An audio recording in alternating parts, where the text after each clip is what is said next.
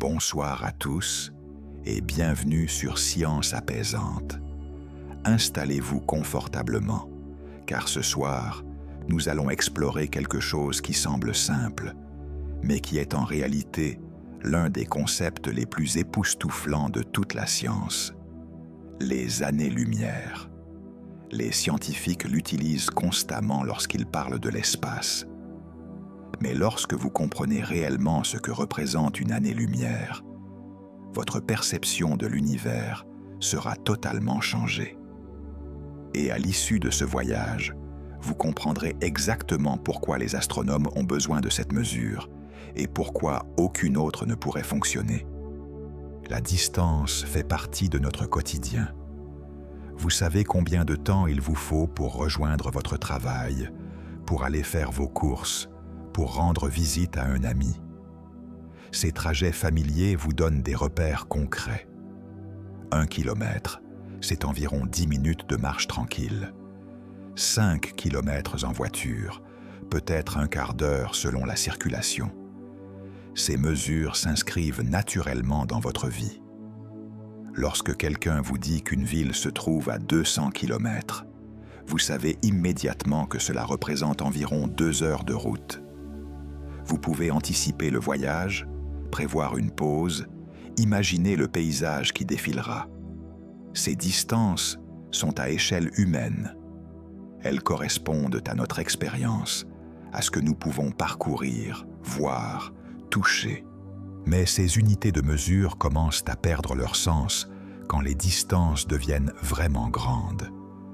La circonférence de la Terre à l'équateur mesure environ 40 000 kilomètres. C'est déjà un nombre impressionnant, mais nous pouvons encore le concevoir. Des explorateurs ont fait le tour du monde, même si cela prenait des mois autrefois. Puis vient la distance entre la Terre et la Lune, environ 384 000 kilomètres.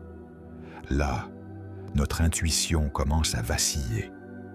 Ce n'est plus une distance que l'on peut relier à nos expériences quotidiennes. Il n'y a pas de route, pas de paysage familier, juste le vide spatial. Les astronautes d'Apollo ont mis 3 jours pour atteindre la Lune, voyageant à une vitesse vertigineuse de près de 40 000 km par heure. Et pourtant, la Lune est notre plus proche voisine céleste, celle que vous pouvez voir chaque nuit dans le ciel. Quand nous parlons de la distance entre la Terre et le Soleil, environ 150 millions de kilomètres, les chiffres deviennent presque abstraits. Essayez de visualiser 150 millions de kilomètres. Impossible, n'est-ce pas? Votre esprit voit simplement un très grand nombre, mais ne peut plus se représenter la distance réelle. C'est pourquoi les astronomes ont eu besoin d'inventer une nouvelle unité de mesure, adaptée à l'immensité de l'espace. Pour comprendre l'année-lumière, commençons par parler de la lumière elle-même. La lumière possède une propriété extraordinaire. C'est l'élément le plus rapide de tout l'univers. Rien ne peut aller plus vite. Cette vitesse n'est pas juste une limite technologique que nous pourrions un jour dépasser avec de meilleurs engins. C'est une loi fondamentale de la physique, tissée dans la structure même de l'espace et du temps. La lumière voyage à 300 000 km par seconde. Chaque seconde, sans exception. Prenez un instant pour y réfléchir. En une seule seconde, un rayon de lumière parcourt 300 000 km. C'est si rapide que la lumière pourrait faire le tour de notre planète plus de 7 fois en une seule seconde. Dans le temps qu'il vous faut pour cligner des yeux, la lumière a déjà fait plusieurs fois le tour de la Terre. Quand vous allumez une lampe dans votre chambre, la lumière atteint vos yeux presque instantanément. Le trajet est si court que le délai est imperceptible. Mais la lumière a quand même voyagé. Elle a pris du temps.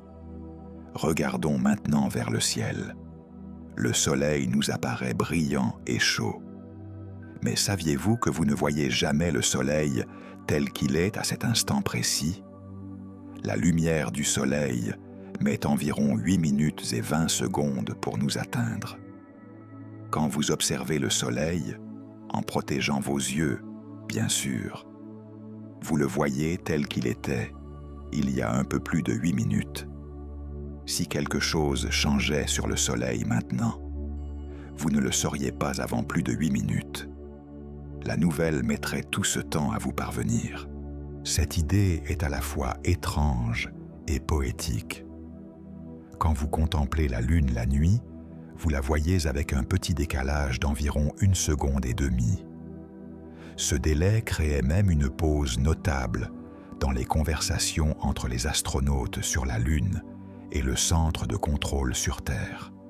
Chaque mot prenait 1 seconde et demie pour traverser l'espace, créant ces silences caractéristiques que l'on peut encore entendre dans les enregistrements. La lumière ne voyage pas instantanément. Elle a une vitesse, même si cette vitesse est extraordinairement rapide. Cette découverte, faite il y a plusieurs siècles, a transformé notre compréhension de l'univers. Une année-lumière, c'est simplement la distance que la lumière parcourt en 1 année. Notez bien, ce n'est pas une mesure de temps, même si le mot « année » apparaît dans le nom. C'est une mesure de distance, comme le kilomètre ou le mètre. Seulement, au lieu de mesurer avec une règle ou un compteur, nous mesurons avec la lumière et le temps. Calculons ensemble, tranquillement. La lumière voyage à 300 000 km chaque seconde. Il y a 60 secondes dans 1 minute, 60 minutes dans 1 heure, 24 heures dans 1 journée et 365 jours dans 1 année. Si nous multiplions tous ces nombres, nous obtenons environ 9 460 milliards de kilomètres. Voilà ce qu'est une année-lumière, 9,46 000 milliards de kilomètres. Pourtant, les astronomes utilisent cette unité constamment, car c'est la seule qui rende les distances cosmiques un tant soit peu compréhensibles. Imaginez devoir dire que l'étoile la plus proche se trouve à 40 000 milliards de kilomètres. Le nombre est tellement gigantesque qu'il ne signifie plus rien.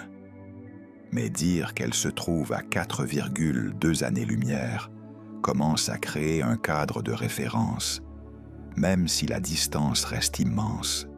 L'étoile la plus proche de notre Soleil s'appelle Proxima du Centaure. C'est une petite étoile rouge, bien moins brillante que notre Soleil, située à 4,2 années-lumière. Cela signifie que la lumière émise par Proxima met 4 ans et 3 mois pour nous atteindre.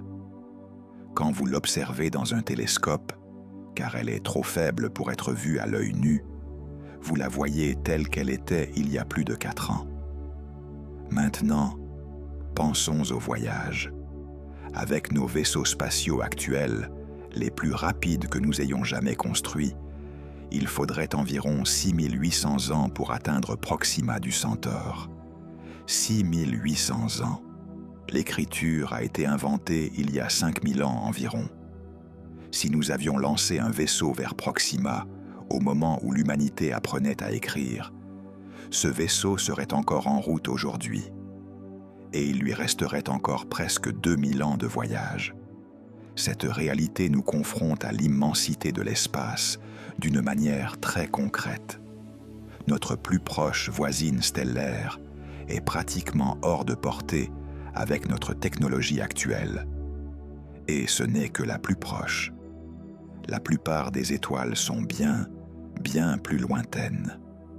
Sirius, l'étoile la plus brillante de notre ciel nocturne, se trouve à 8,6 années-lumière. Quand vous admirez Sirius scintiller dans la nuit, vous voyez sa lumière qui a quitté l'étoile il y a plus de 8 ans et demi.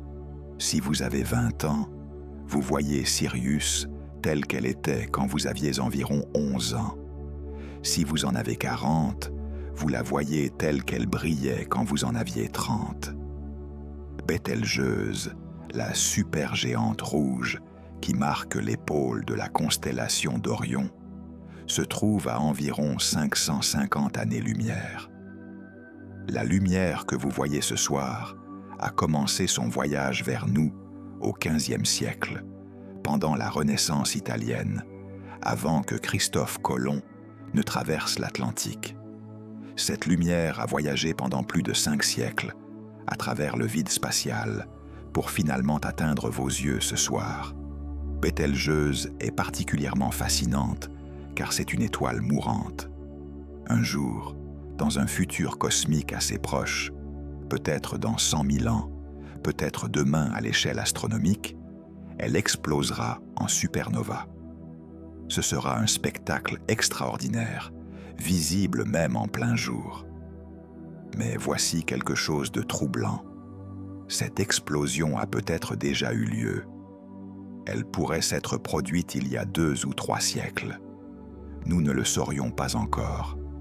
La lumière de cette explosion serait encore en chemin, voyageant à travers l'espace vers nous, et nous continuerions à voir Bételgeuse briller paisiblement dans le ciel pendant encore des siècles, sans savoir qu'elle n'existe plus.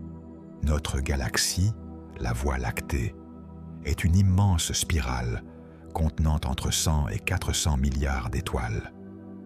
Le nombre exact est difficile à déterminer car nous sommes à l'intérieur, comme quelqu'un essayant de compter tous les arbres d'une forêt en se tenant au milieu d'elle. Mais nous savons qu'elle est vaste, au-delà de toute mesure humaine. La Voie lactée mesure environ 100 000 années-lumière de diamètre. 100 000 années. Même en voyageant à la vitesse de la lumière, ce qui est impossible pour tout ce qui a une masse, il vous faudrait 100 000 ans pour la traverser d'un bout à l'autre. Réfléchissez-y calmement. Les premiers humains modernes sont apparus il y a environ 300 000 ans. Si vous aviez commencé à traverser la galaxie à la vitesse de la lumière au moment où notre espèce est apparue, vous seriez encore en chemin aujourd'hui, n'ayant parcouru qu'un tiers du trajet. Notre Soleil, avec tous ses planètes, se situe à environ 26 000 années-lumière du centre galactique. La lumière provenant du cœur de notre propre galaxie a voyagé pendant 26 000 ans avant de nous atteindre. Quand cette lumière a commencé son voyage, les humains vivaient encore à l'âge de pierre, chassant et cueillant pour survivre. L'agriculture n'existait pas. L'écriture n'existerait pas avant 21 000 ans de plus. Toute notre civilisation s'est développée pendant que cette lumière voyageait vers nous. Le Soleil lui-même tourne autour du centre galactique à une vitesse impressionnante de 230 km par seconde. À cette allure, vous pourriez traverser les États-Unis en moins de 3 minutes. Pourtant, même à cette vitesse formidable, il faut au Soleil entre 225 et 250 millions d'années pour accomplir une seule orbite complète autour de la galaxie. La dernière fois que le Soleil se trouvait à sa position actuelle, les dinosaures commençaient tout juste à apparaître sur Terre. Au-delà de notre galaxie s'étendent des milliards d'autres galaxies, chacune séparée de ses voisines par des millions ou des milliards d'années-lumière. La galaxie d'Andromède, notre grande voisine, se trouve à environ 2,5 millions d'années-lumière. La lumière que vous pouvez observer d'Andromède par une nuit très claire a quitté cette galaxie il y a 2,5 millions d'années, à l'époque où nos ancêtres lointains, les premiers hominidés, apprenaient à utiliser des outils de pierre en Afrique. L'univers observable, la portion de l'univers dont la lumière a eu le temps de nous atteindre depuis le Big Bang, s'étend sur environ 93 milliards d'années-lumière de diamètre. À l'intérieur de cette sphère observable se trouvent environ 2000 milliards de galaxies. Chacune contient des milliards ou des billions d'étoiles. Le nombre total d'étoiles dans l'univers observable est estimé à environ 200 milliards de billions. Ces nombres sont si grands qu'ils perdent presque toute signification. Mais ils représentent quelque chose de réel. Chacune de ces étoiles est un soleil, potentiellement entouré de planètes, peut-être même de mondes où la vie pourrait exister. L'univers n'est pas vide. Il est rempli, abondamment rempli, de mondes et de possibilités. La vitesse de la lumière n'est pas simplement une limite de vitesse que nous pourrions éventuellement dépasser avec une meilleure technologie. C'est une loi fondamentale de l'univers. Einstein nous a montré que lorsqu'un objet approche de la vitesse de la lumière, des choses étranges se produisent. Le temps ralentit pour cet objet par rapport à un observateur immobile. La masse de l'objet augmente. L'énergie nécessaire pour continuer à l'accélérer devient de plus en plus grande, jusqu'à devenir infinie au moment où il atteindrait la vitesse de la lumière. Atteindre cette vitesse avec quelque chose qui a une masse est donc impossible. Cela signifie que l'année-lumière représente non seulement une distance, mais aussi une barrière de temps. Pour atteindre une étoile située à 10 années-lumière, même dans le scénario le plus optimiste, où nous pourrions voyager presque à la vitesse de la lumière, il faudrait au minimum 10 ans. Et c'est sans compter le temps nécessaire pour accélérer et décélérer. Il existe cependant un phénomène fascinant lié à ces vitesses extrêmes, la dilatation du temps. Si vous pouviez voyager à 99,9% de la vitesse de la lumière vers une étoile située à 10 années-lumière, puis revenir, le voyage durerait environ 20 ans du point de vue de la Terre. Mais pour vous, dans le vaisseau spatial, grâce au ralentissement du temps, seulement environ 11 mois se seraient écoulés. Vous reviendriez ayant vieilli de moins d'1 an pour découvrir que 20 ans se sont écoulés sur Terre. Vos amis, votre famille, tout le monde aurait vieilli de 20 ans pendant que vous n'en vieillissiez qu'un. C'est un concept troublant. Vous auriez littéralement voyagé dans leur futur. Ce n'est pas de la science-fiction, c'est de la physique réelle, confirmée par d'innombrables expériences. Les horloges atomiques dans les satellites GPS doivent être ajustées pour tenir compte de cet effet. Sinon, vos indications GPS seraient décalées de plusieurs kilomètres en quelques heures. Les années-lumière nous confrontent à une réalité potentiellement troublante. Nous pourrions être fondamentalement seuls, ou du moins isolés de manière permanente de toute autre forme de vie intelligente qui pourrait exister ailleurs dans l'univers. Imaginons qu'une civilisation extraterrestre existe sur une planète en orbite autour d'une étoile située à 50 années-lumière. Ils développent la radio, commencent à émettre des signaux. Ces signaux voyagent dans l'espace à la vitesse de la lumière. 50 ans plus tard, leurs premiers signaux atteignent la Terre. Si nous les détections et répondions immédiatement, notre réponse mettrait encore 50 ans à les atteindre. Cela fait 100 ans pour un seul échange de messages. Une conversation simple prendrait des siècles. Vous pourriez poser une question et mourir de vieillesse bien avant de recevoir une réponse. Vos petits-enfants pourraient entendre la réponse à une question que vous avez posée. Ce n'est pas vraiment une conversation dans un sens que nous pourrions reconnaître. C'est plus comme échanger des messages dans une bouteille jetée à la mer, en espérant que quelqu'un les trouve des décennies ou des siècles plus tard. Pour des civilisations séparées par des milliers d'années-lumière, la communication devient presque dénuée de sens.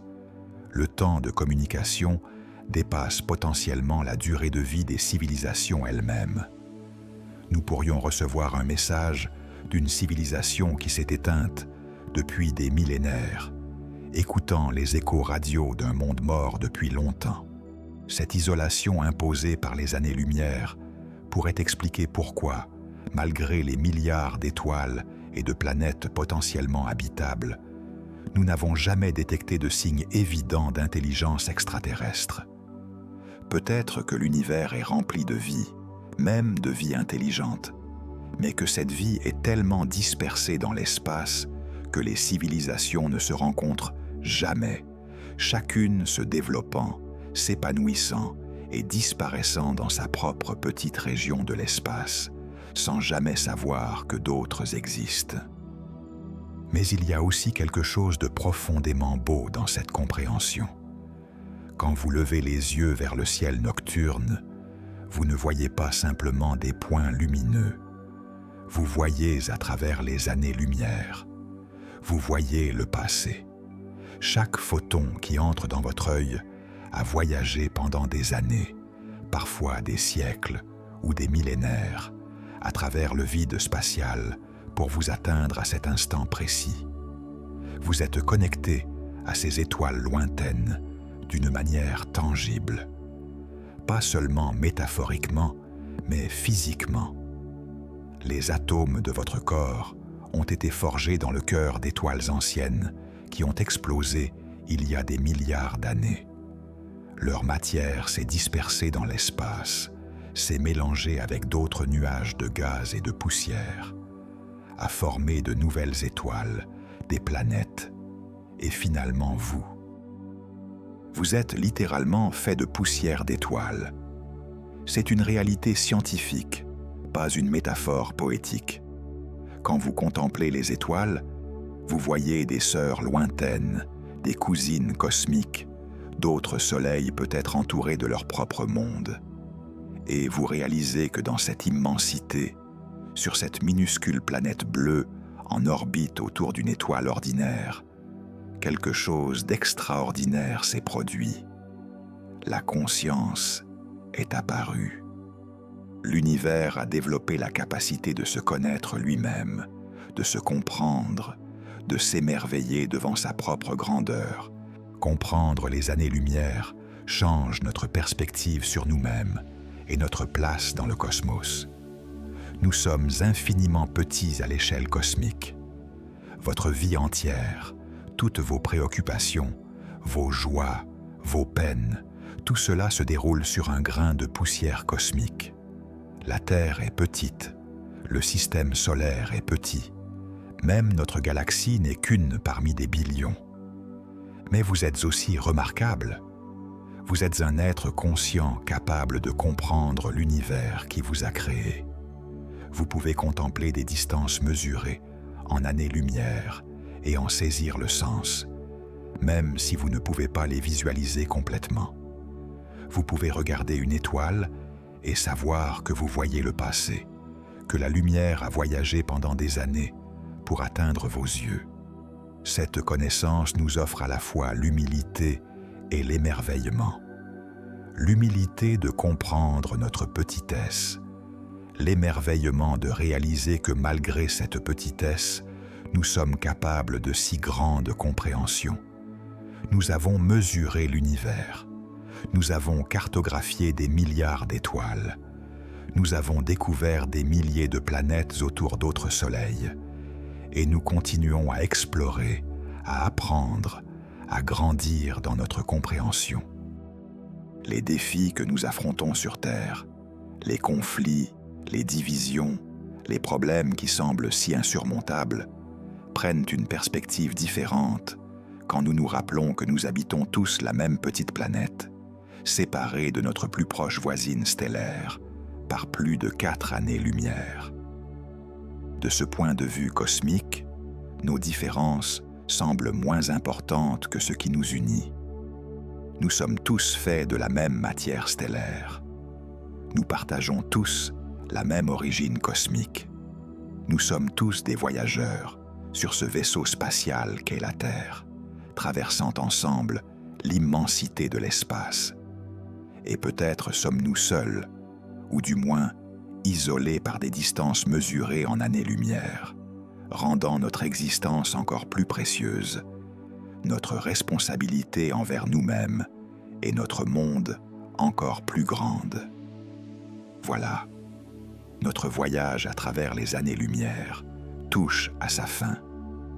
Nous avons parcouru ensemble des distances qui dépassent l'imagination, depuis notre petit monde jusqu'aux confins de l'univers observable. Nous avons vu comment la lumière, en voyageant pendant des années, des siècles, des millénaires, nous connecte aux étoiles lointaines et au passé cosmique. L'année-lumière n'est pas qu'une simple unité de mesure. C'est une fenêtre sur l'immensité de l'univers, un rappel de notre place, à la fois humble et extraordinaire dans le cosmos. Chaque fois que vous lèverez les yeux vers le ciel nocturne, souvenez-vous que vous regardez à travers les années-lumière, que vous voyez le passé, que vous êtes témoin de l'univers dans toute sa splendeur silencieuse. Respirez profondément, détendez-vous complètement. Laissez ces pensées flotter doucement dans votre esprit comme des étoiles dans le ciel. Vous êtes petit, mais vous êtes aussi une partie précieuse de cet univers infini. Vous êtes poussière d'étoiles, devenue consciente, capable de contempler l'immensité dont vous êtes issu. Alors que vous vous laissez glisser vers le sommeil, imaginez-vous flottant paisiblement dans l'espace, entouré d'étoiles scintillantes à des années-lumière de distance. Leur lumière douce vous enveloppe. Vous êtes en sécurité, connecté à tout ce qui existe, partie intégrante de ce magnifique cosmos. Bonne nuit, et que vos rêves vous emmènent parmi les étoiles.